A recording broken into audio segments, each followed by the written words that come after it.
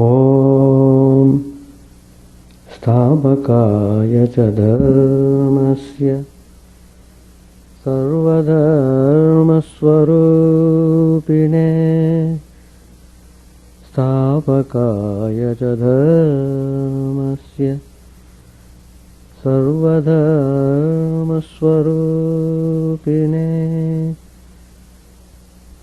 अवतारवरिष्ठाय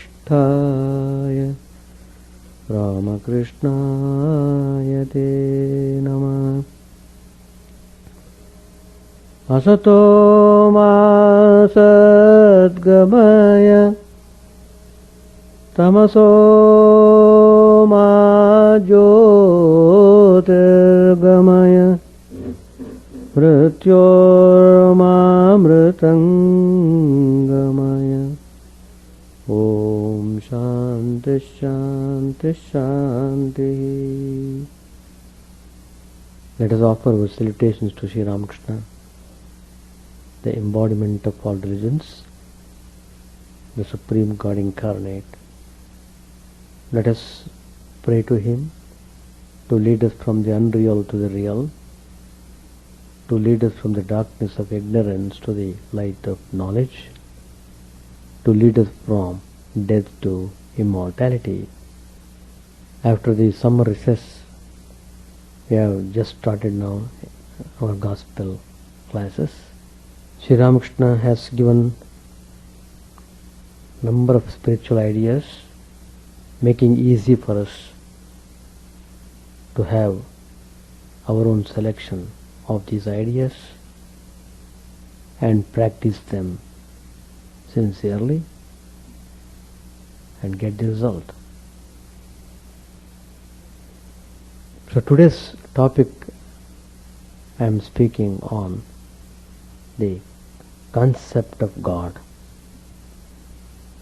Lots of people all over the world have various notions about God. It is constantly going on all over the world about the mystery of God, whether one could see God, whether God has any particular form, or God is formless. So lots of discussions are being done to know the clear concept of God. It is very essential to have clear understanding of what is God. Then only it inspires us to practice spirituality in order to realize the God. Well, there are various notions about God, but Vedanta accepts all these notions and spells out its own concept of God. We are very fortunate that we have Sri Ramakrishna, who did practice spirituality and realized what exactly God means. So,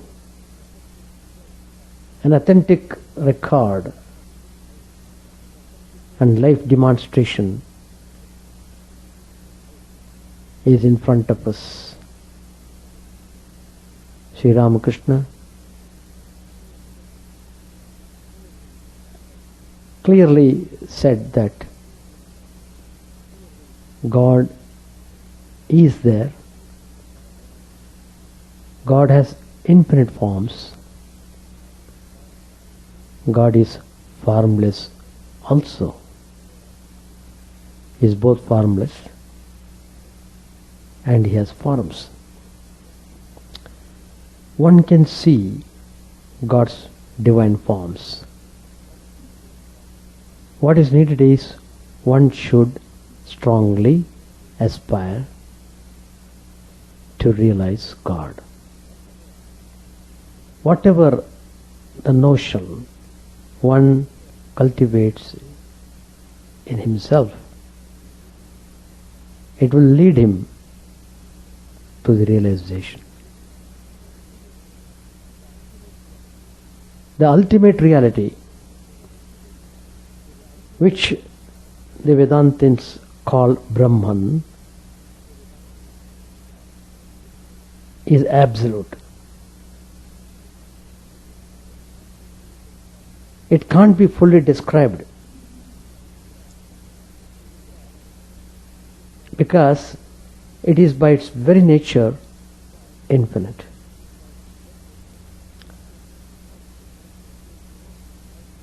Even Sri Ramakrishna tried to explain, but he couldn't do it because when he tried to explain the highest transcendental state, his mind got merged into the reality and he went into samadhi. He could not talk any more further. He tried again and again, same thing happened. Then Sri Ramakrishna declared, yes, the absolute reality cannot be described in words. Yato vacho nivartante. Upanishad says that. It is beyond mind. So,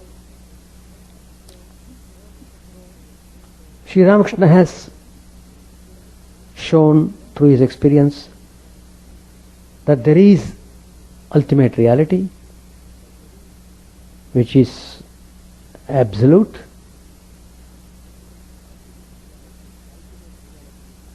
the ultimate reality is one, but different people with different backgrounds try to understand, try to experience and try to describe it in their own way. When God is realized through the various spiritual disciplines of different religions, the experience is basically the same, though descriptions of it will differ. Swami Vivekananda has said that the various descriptions of the ultimate reality are really different readings of the absolute. In an often quoted definition of the personal God, Swami Vivekananda stated, he is the highest reading of the impersonal that can be reached by the human intellect. And what else is the universe but various readings of the absolute?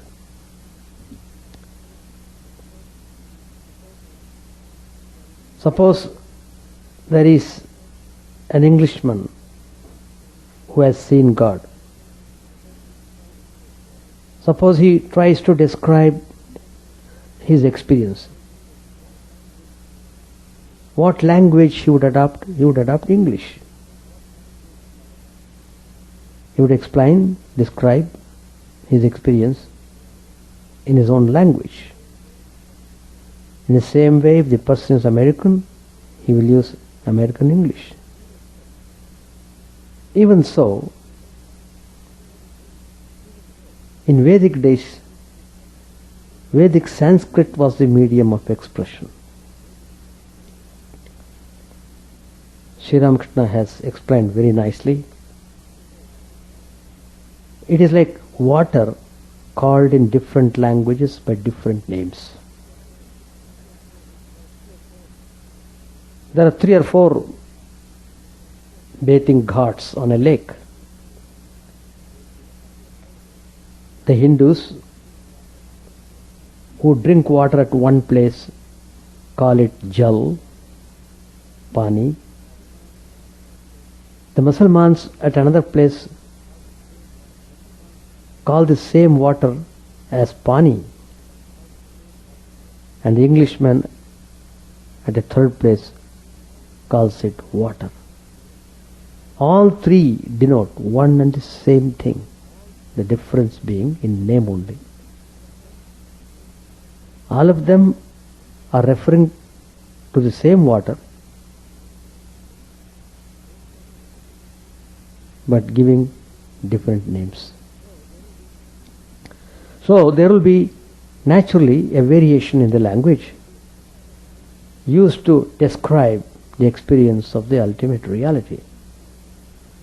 And the difference is not merely in the language used. The description will also be colored by the nature of the mind of the person who undergoes the experience and the degree of preparation that person has. The differences that we often come across in our study of the various religions of the world are the result of the differences in our upbringing and in the varieties of preconceived notions we use in order to understand things. A mind that has a higher experience and then comes down to a lower plane and tries to explain it will naturally rely on the past impressions of its own experiences. According to Vedanta, this is the real explanation for the differences in the descriptions of the ultimate reality that we find in different religions. But in their highest reaches, the experiences of mystics and sages of all religions are the same. Now, how do we look upon the personal God from the standpoint of the monistic Vedanta? Many philosophers and logicians have brought arguments against the idea of a personal God. But Vedanta explains it this way. The ultimate reality is absolute. The absolute exists in itself, yet we try to look at it from our own perspective. When we begin our search from the standpoint of the world, when we seek to know the Creator, Preserver and Destroyer of the universe, our search leads us to the personal God or Ishvara.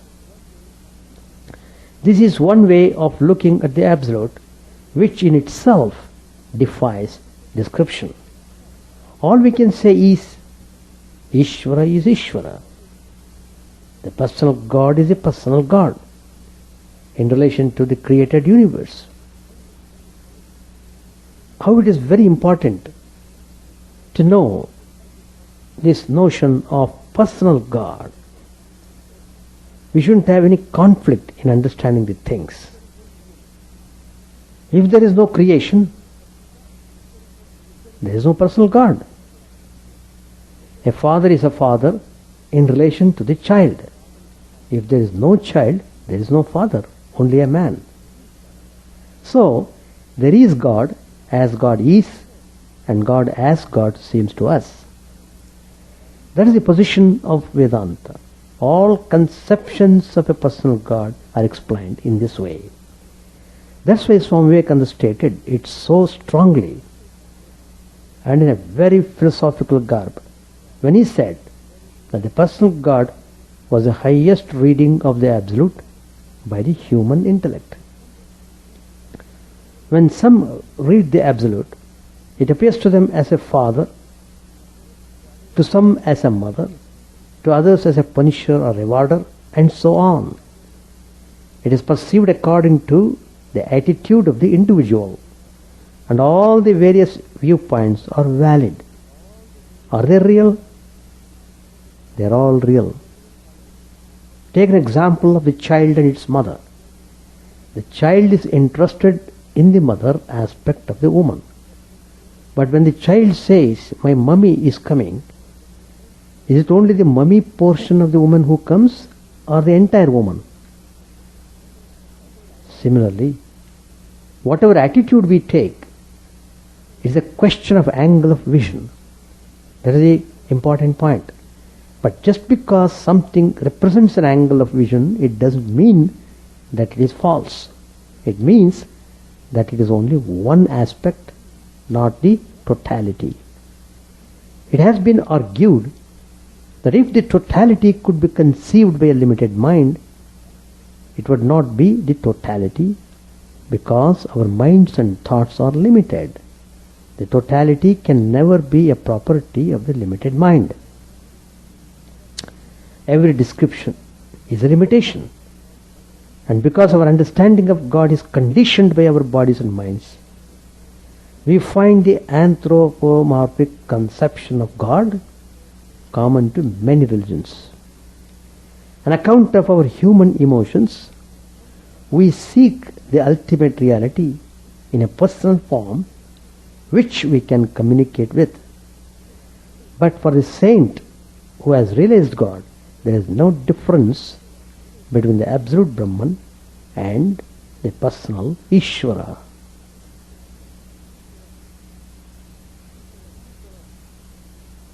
According to our Hindu tradition, there are four main groups holding varying views on the nature of God or the ultimate reality. There are the non-dualistic Vedantins, who generally don't emphasize a personal God.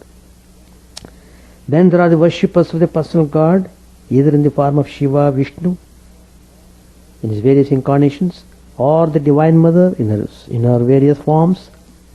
In most of the world religions, the personal God is conceived as a masculine, as Father, Lord, Master, and Judge. Many of the appellations of God that we find are likewise masculine in nature.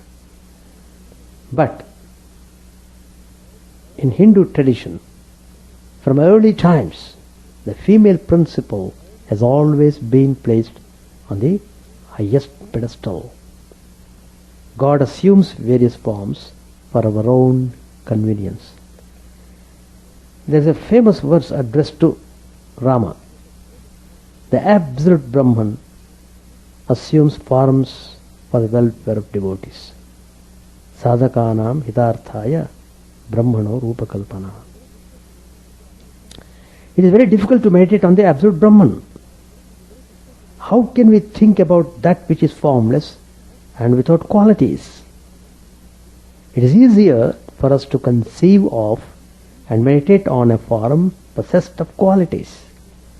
And that's what we find in the worship of the Divine Mother. So, these forms of Mother can be taken in different ways as the Absolute, seen from different angles of vision, or as symbols of God. These are the different ways we can view the various forms of the personal God. Sri Ramakrishna began his spiritual life with the worship of the Divine Mother. Later, of course, he practiced monism, he practiced Vaishnavism, Christianity, Islam, and other disciplines. But he started with mother worship. According to the description we find in Sri Ramakrishna, the great master, when he had his realization, he was not seeing the face of the mother in the human or anthropomorphic form of the deity that he had worshipped. Rather, he saw a wave of light coming toward him and engulfing him. Nevertheless, he felt that it was the mother. Of course, any description one gives of such an experience will necessarily be based on one's own attitude and language. But he felt that a vast ocean, a sea of light, waves of light came in and engulfed him. He completely lost all outer consciousness. He had an overpowering feeling that Mother is present, but it was Mother in her formless aspect. So now, the greatest contribution of Sri Ramakrishna in spirituality is harmonizing form with formless. Swami Brahmanandaji, who often stressed the importance of the worship of the personal God, says that when we begin with meditation on God with form, as Rama, Krishna, Buddha, Ramakrishna, etc., thinking of them as God, gradually the form melts into formlessness. So we can start with meditation on any form, preferably a holy form, which gives rise to holy thoughts. In fact, there was one great devotee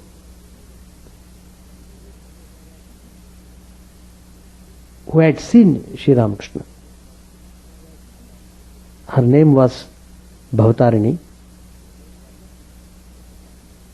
She came to Bangalore. I was a brahmachari. At that time itself she had crossed probably 100 years anyway. She was very old. Two Swamis escorted her from Benares because she had a desire to go to Rameshwaram, where Holy Mother visited. And he wanted to come to Bangalore, where Holy Mother stayed in the ashram. It's a very auspicious center, most of the auspicious centers in India. And I was a young, very young kid, I should say. And she came and she gave a talk, brief talk in Bengali, and some Swami translated it into English. She was admiring the devotees who were present on that occasion. She said, well,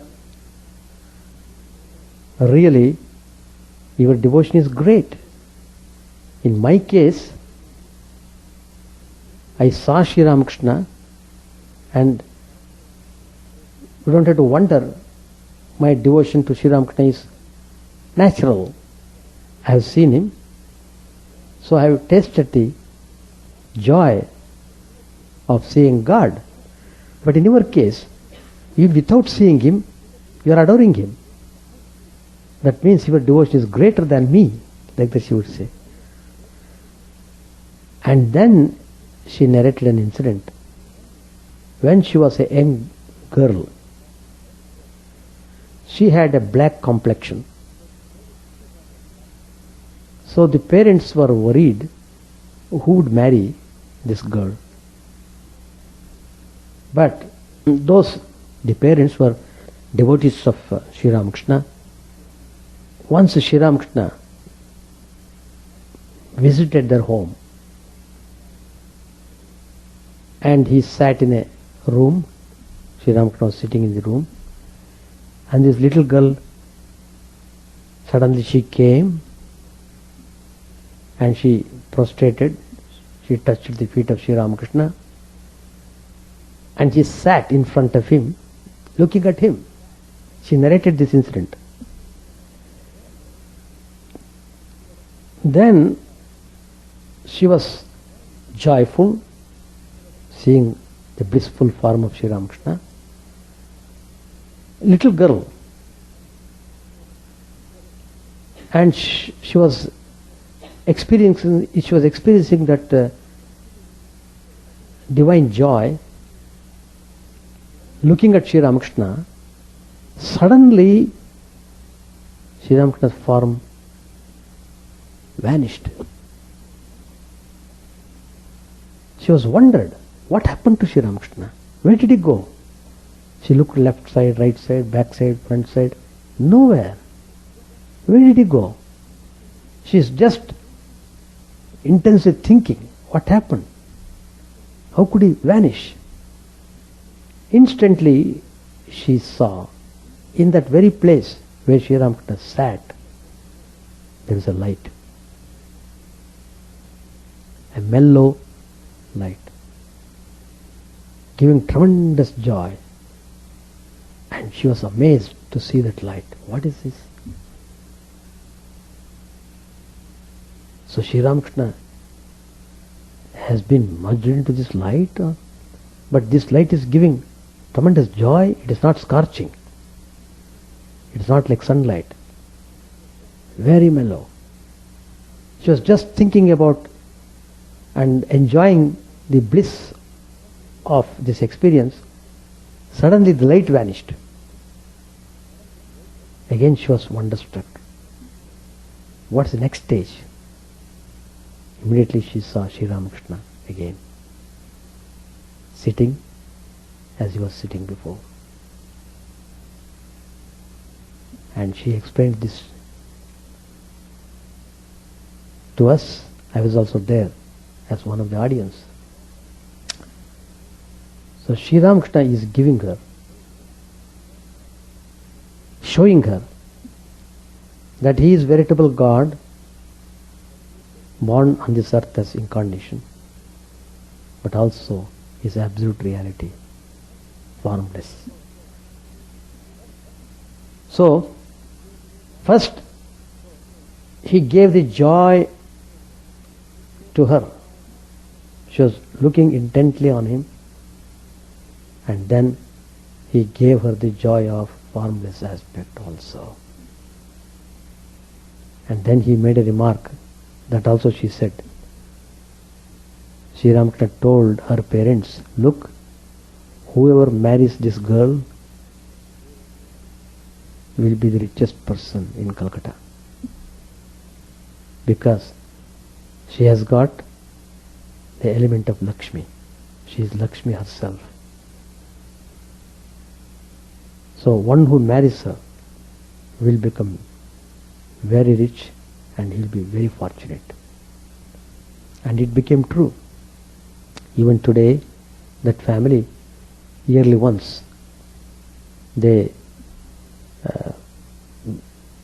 do sadhu bhandar, feeding all these swamis in the Mevmat, and they do fireworks during Sri Ramakrishna's birthday. Every year, even today they are doing. On Sri Ramakrishna's birthday, subsequent, the following Sunday, fireworks will be there. The whole premises will be full of people. More than 200,000-300,000 people will be there to see the fireworks. So, that's what Swami Brahmanji said. We can start with meditation on any form, preferably a holy form, which gives rise to holy thoughts. The yogis maintain that one can meditate on anything, just so it is the same thing day after day, not one thing today and another tomorrow. So, we can take up any form. This is how even image worship of different deities with different forms can be reconciled. This teaching of Vedanta is capable of harmonizing all religions. And this harmony of religions has been especially emphasized in the modern time by Sri Ramakrishna and Swami Vivekananda. Even if the experience comes through meditation on God with form, gradually we reach the stage of formlessness. This may not happen immediately. We may remain satisfied for a long time with the enjoyment of the divine bliss of union with the deity. But the monistic Vedantists maintain that the experience of the deity in a particular form will vanish at one stage, and the vision of the Absolute or the experience of being one with the Absolute will come. Many devotees also tell me, Swamiji, I am meditating, sometimes I see the form of Sri Ramakrishna in my mind, I am looking at it, I am feeling joyful. Suddenly it appears, disappears. And is it real or is it my imagination of the mind? Like the devotees ask me. But I say no, you can't say it's imagination. But if it comes repeatedly, if you get repeatedly the vision of Sri Ramakrishna in your mind, then it is real. And moreover, it disappears because it is giving you an experience of formless aspect of God. So, you must enjoy both. Still keep continuing repeating the mantra that you have been given by your Guru, and everything will be all right.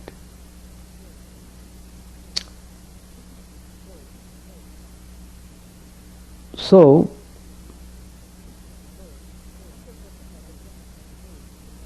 a further question arises with regard to these various forms of the divine. Are they real or not? They all have been identified as aspects of the main deity, but are they real? Swami Vivekananda says that all these forms do have a reality of their own. These are all forms of the divine that have been visualized by great spiritual seekers and teachers in their meditations, and the belief is that they continue to exist for eons. One could have their vision during meditation at any time. Actually, if one thinks of the normal span of human life, an average person rarely lives for more than 100 years. These divine forms are much more real than our human forms. It is said in the Chandi. Chandi is a great holy scripture which generally is chanted during Durga Puja time. It is said in the Chandi that the Divine Mother incarnates herself to destroy the demons and re-establish Dharma. Lord Krishna also declares this to be the reason for divine incarnations in the Gita. From a philosophical point of view, all these divine incarnations and manifestations are different aspects of the divine. That's why it is so easy for a devotee who looks upon God with this attitude to visit different temples and worship the various gods and goddesses without feeling any contradiction. They are all different aspects of the same reality. Suppose you are meditating on Sri Ramakrishna. Suppose you have chosen Sri Ramakrishna as your deity. Suppose you visit temple of Rama, Shiva, Kali. You look upon all these gods and goddesses as Sri Ramakrishna himself. That's why we say in our daily puja, Sarvadeva Devi Swarupaya Sri Ramakrishnaya Namaha. So, they are all different names for the same God. Sri Ramakrishna, through his spiritual experiences, declared the Divine Mother to be a palpable reality.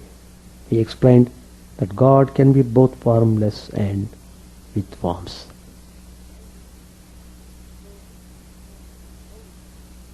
So, how this harmony, this concept of harmony is practiced in Hindu tradition? According to Hindu tradition, nothing is thrown out. The idea is that Brahman, the ultimate reality, is present everywhere. When a deity is invoked, that reality takes on a special form of manifestation. Thus, what might initially have been regarded as a village god or goddesses underwent a process of gradual purification by being identified with the highest conception of God. The religions that arose in Western Asia are normally exclusive in character. Judaism, Zoroastrianism are the earliest, followed by Christianity and Islam. Both proselytizing religions. That is, They seek to convert others to their views. So, whenever these religions preached their own ideas, they normally eliminated the previous gods and goddesses. This is my God that our prophet has discovered. He is the true God. Therefore the others must be false. So all earlier deities were thrown overboard. But according to Hindu tradition, through the process of reinterpretation, sought to harmonize the different religions and the numerous sects by uniting them under one broad category. The local deity was raised to the status of the highest god.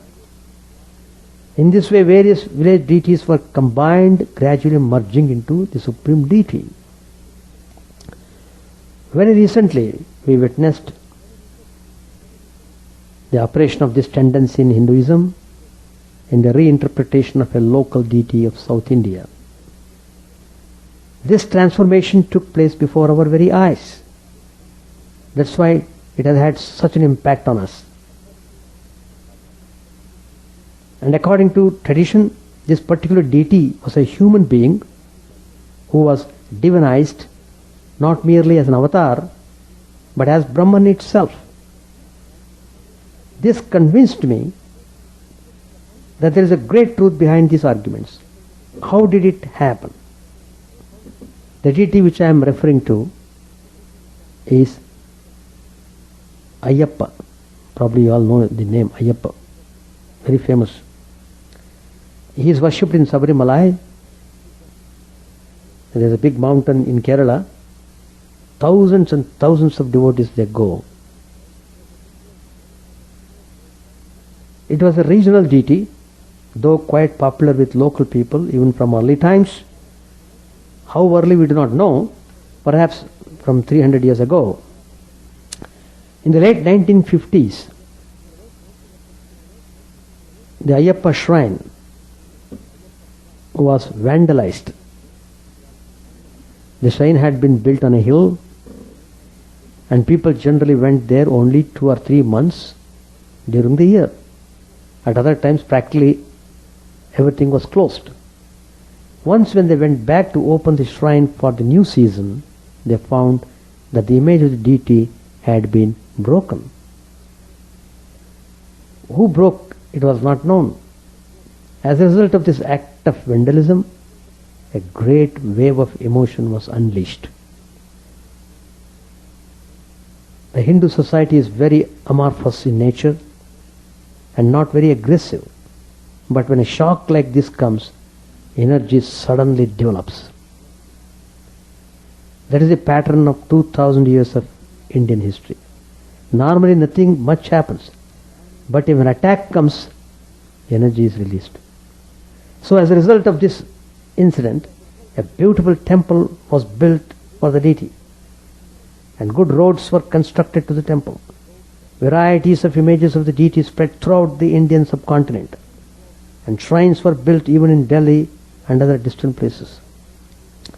When devotees pray to the deity, they don't say, "Oh Ayyappa, who is the son of a particular king? I worship you." No. They say, "Oh God, the absolute Brahman, I pray to you." So this incident is a modern example of the process of reinterpretation in which even a local deity is placed on the highest pedestal. Hinduism can make this transition very easily because it looks upon all manifestations as symbols of God. Symbols. The absolute God cannot be grasped by the human mind, so we require symbols. If I am a very philosophical man, my symbol may be very abstract in nature. A vast expanse, the infinite sky, something unlimited. These are other images and conceptions, though subtle. A person who can't think in an abstract way prefers to have more concrete symbols. So he has been given forms of the anthropomorphic type.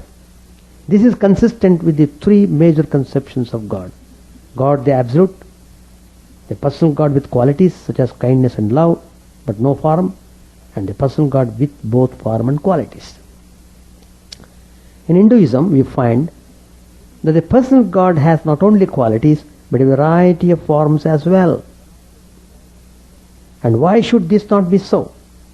From a psychological point of view, the ideal needs to be presented according to the understanding of the devotee, all the while reminding him that it is through the worship of the form that he is to reach the formless aspect of the divine.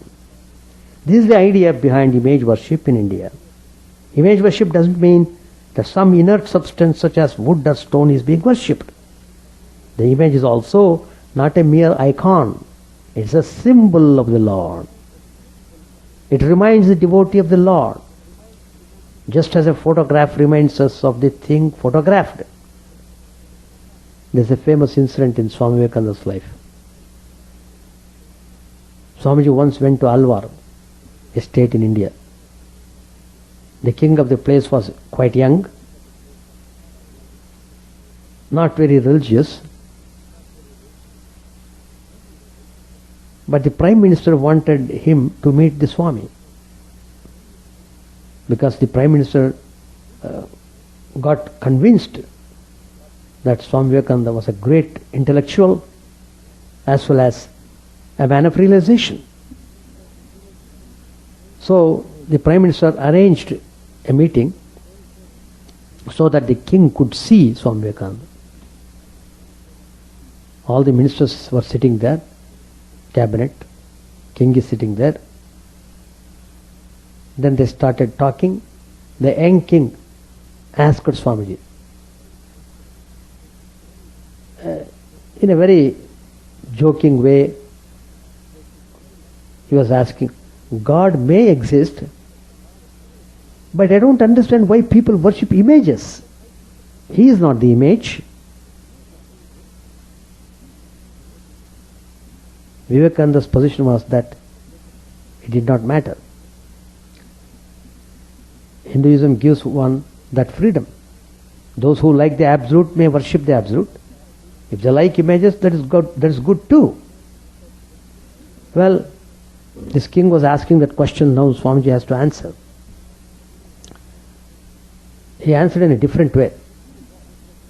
He looked at the wall and saw a picture of the king hanging there. The same king was putting the question. He requested the Prime Minister who arranged this meeting to take the picture off the wall. Then he asked him to put it on the floor and spit on it. They were all shocked. In those days, you must know, a king could cut off a person's head with a mere wave of his hand. Those were very autocratic days. So naturally, everyone was shivering with fever, with fear, not fever, but shivering with fear. And they were stunned at Swamiji's request. What are you saying, Swami? The Prime Minister, his face was looking pale. He asked this, why do you say like this? Then Swamiji laughed. He was not afraid of anything. Who is this king?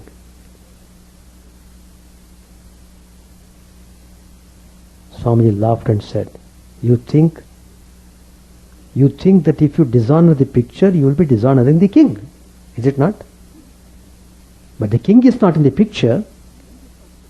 But you as his subjects who love and respect him think that dishonoring his picture is the same as dishonoring him. Then the Swami looked at the king and said,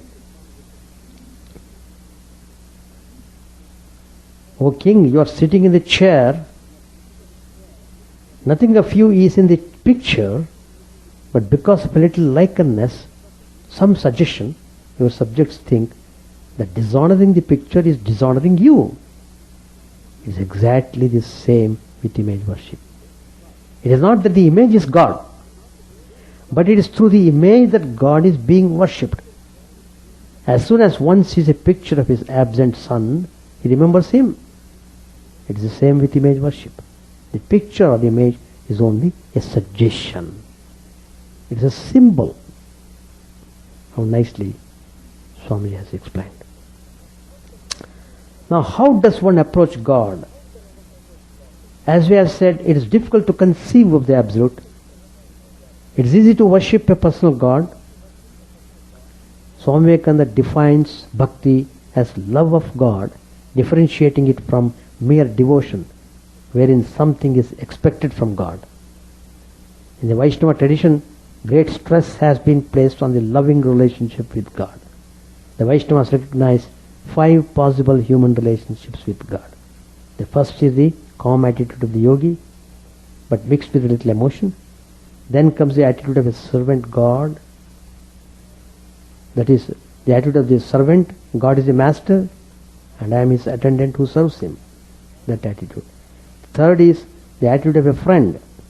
In this relationship, the love and intimacy are somewhat greater than that between the servant and the master.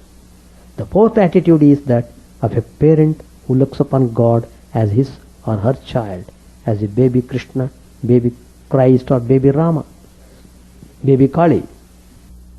Such a devotee feels that he is protecting the Lord as a child from all onslaughts. Finally comes the highest stage according to this tradition, the attitude of the consort of God, an unmotivated love based on complete equality. This love, according to the Vaishnava scriptures, is the highest because the lover and the beloved ultimately reach a state of perfect identification. These are the 5 relationships that one can form with God according to the Vaishnava tradition. They are all based on human analogies. To this list, Sri Ramakrishna added one more. The love of the child for the mother, which is of the purest form.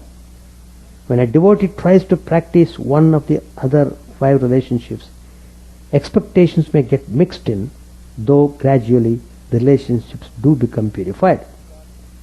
Loving God with the attitude of a lover may be the most exalted in its highest form, but it often gets mixed up with human ideas. Human emotions associated with these symbolic relationships do not leave a person until he has attained the higher reaches of his practice. Sri Ramakrishna says that the love of God as mother is free from all such defects. It can't be misused. Even the most brutish person will generally have a pure type of love for his mother, free from lust and other lower emotions. That's why Sri Ramakrishna said that the attitude of looking upon God as mother is best, for it raises the mind to a higher ideal right from the beginning. It purifies the mind of its limitations and elevates it to a higher level. So, how nicely Sri Ramakrishna has given us the concept of God. So, you don't have to worry, you don't have to entertain any doubt regarding the various notions prevailing. All the notions of God are true, and they all depend upon one's own attitude and tendencies in the mind. So let us try to understand this principle and practice it sincerely according to our own aptitude. Then we'll certainly realize the truth in this very life. Page 784. Master said, but he has red eyes, referring to a devotee. Sri Ramakrishna told the devotees about his visit to Captain's house. Captain had criticized the young men who visited the master. Perhaps Hazra had poisoned his mind. Master said, I was talking to Captain. I said, nothing exists except Purush and Prakriti. Narad said to Rama, O Rama, all the men you see are parts of yourself, and all the women are parts of Sita. Captain was highly pleased. He said, you alone have the right perception. All men are really Rama, being parts of Rama. All women are really Sita, being parts of Sita. Immediately after saying this, he began to criticize the young devotees. He said, they study English books and don't discriminate about their food. It is not good that they should visit you frequently. It may do you harm. Hazra is a real man, a grand fellow. Don't allow these young people to visit you so much. At first I said, Sri Ramakrishna is telling, what can I do if they come? Then I gave him some mortal blows. His daughter laughed. I said to him, God is far, far away from the worldly minded, but God is very near the man, nay, within a distance of 3 cubits, whose mind is free from worldliness. Speaking of Rakhal, Captain said, he eats with all sorts of people. Perhaps he had heard it from Hazra. Thereupon I said to him, a man may practice intense austerity and japa, but he won't achieve anything if his mind dwells on the world. But blessed is the man who keeps his mind on God even though he eats pork. He will certainly realize God in due time. Hazra, with all his austerity and japa, does not allow an opportunity to slip by for earning money as a broker. Yes, yes, said Captain, you are right. I said to him further, a few minutes ago you said that all men were parts of Rama and all women parts of Sita, and now you are talking like this. Captain said, yes, that's true, but you don't love everybody. I said, according to the scriptures, water is God. We see water everywhere, but some water we drink, but some we bathe, and some we use for washing dirty things. Here sit your wife and daughter. I see them as embodiments of the Blessed Mother. Thereupon Captain said, yes, yes, that's true. He wanted to apologize by touching my feet. After speaking this, Sri Ramakrishna laughed. Then he began to tell of Captain's many virtues. Master said, Captain has many virtues. Every day he attends to his devotions. He himself performs the worship of the family deity. How many mantras he recites while bathing the image. He is a great ritualist. He performs his daily devotions such as worship, japa, arati, recital of the scriptures and chanting of hymns. I scolded Captain and said, too much reading has spoiled you. Don't read any more. About my own spiritual state, Captain said, your soul, like a bird, is ready to fly. There are 2 entities, Jivatma, the embodied soul, and Paramatma, the supreme soul. The embodied soul is the bird, the supreme soul is like the Akasha. It is the Chita Akasha, the Akasha of consciousness. Captain said, your embodied soul flies into the Akasha of consciousness. Thus you go into Samadhi. We shall stop here. Chant the name of the Lord and His glory unceasingly, that the mirror of the heart may be wiped clean and quench that mighty forest fire, worldly lust raging furiously within. O name, stream down in moonlight on the lotus heart, opening its cup to knowledge of thyself. O self, drowned deep in the waves of his bliss, tasting his nectar at every step, bathing in his name that bought for very souls. Various are thy names, O Lord. In each and every name thy power resides. No times are set, no rites are needful for chanting of thy name.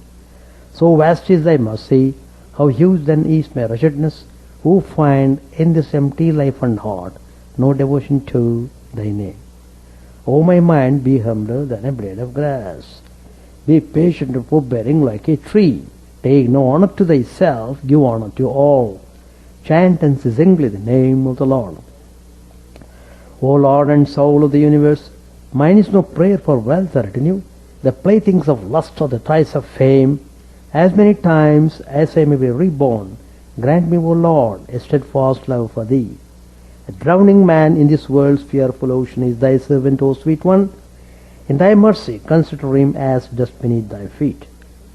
Oh, how I long for that day when an instant separation from thee, O Lord, will be as 1,000 years.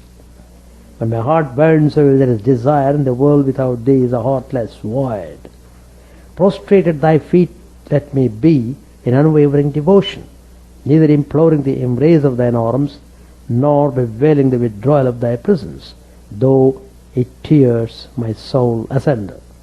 O thou who stillest the hearts of thy devotees, do with me what thou wilt, for thou art my heart's beloved, thou and thou alone. O Lord, lead us from the unreal to the real, lead us from darkness to light, and lead us from death to immortality. May all be free from dangers, may all realize what is good, may all be actuated by noble thoughts, may all rejoice everywhere. May all be happy, may all be free from disease, may all realize what is good, may none be subject to misery. May the wicked become virtuous, may the virtuous reign tranquility, may the tranquil be free from bonds, may the freed make others free. May good betide all people, may the sovereign righteously rule the earth, may all beings ever attain what is good, may the worlds be prosperous and happy. May the clouds pour rain in time, may the earth be blessed with crops, may all countries be freed from calamity, may holy men live without fear. May the Lord, the destroyer of sins, the presiding deity of all sacred works be satisfied, for he being pleased, the whole universe becomes pleased. He being satisfied, the whole universe feels satisfied.